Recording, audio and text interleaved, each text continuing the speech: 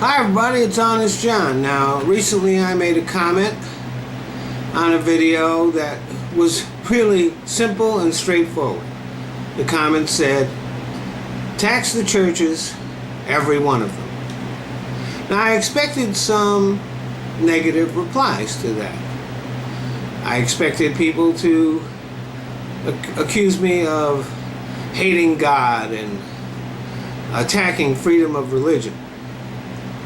But the replies that I did get, although I did get some of those kind of surprise replies, which I was very pleased, but some of the replies surprised me. Some said that taxing the churches would erode the separation of church and state. They seemed to think that this would somehow make the churches more powerful and would confer more rights on them.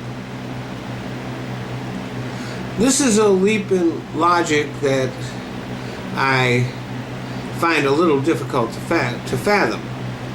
Churches already have all the rights that these people were saying that taxing them would get them. For example, churches do lobby the government, and many church leaders and church groups have easy access to members of Congress and even the president.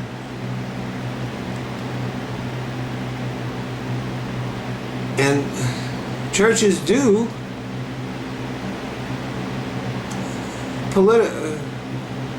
become political, and whether I agree with that or not, part of the understanding that has been arrived at in return for the tax-exempt status has been that they would stay out of politics. However, that's pretty difficult for them to do. For example, a lot of people who are poor and oppressed, the best place to organize to do something about that is the church. So I don't have any problem with churches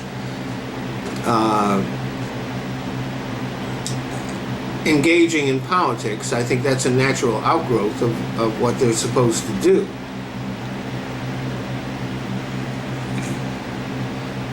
I don't think that the preachers or pastors or priests should get up and tell the people who to vote for. I think they should encourage them to vote.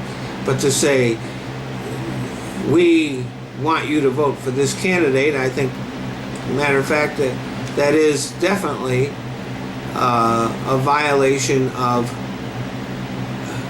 the law that grants them tax-exempt status. And another thing that is a violation of that law is setting up political action committees and super PACs, which churches are doing. So these churches are expecting the protections of laws that they are violating. And they get all the services and all the protections that individuals do without paying for them. I don't see what new rights or powers churches would gain from having to pay taxes. If you have all the rights and powers, then I don't see how it's possible to get more. Being exempt from taxes is, however, a huge indicator of favoritism by the government. And I think that favoritism actually erodes the separation of church and state. Eliminating the tax exemption would not harm that constitutional protection. It would strengthen it. Thanks for listening.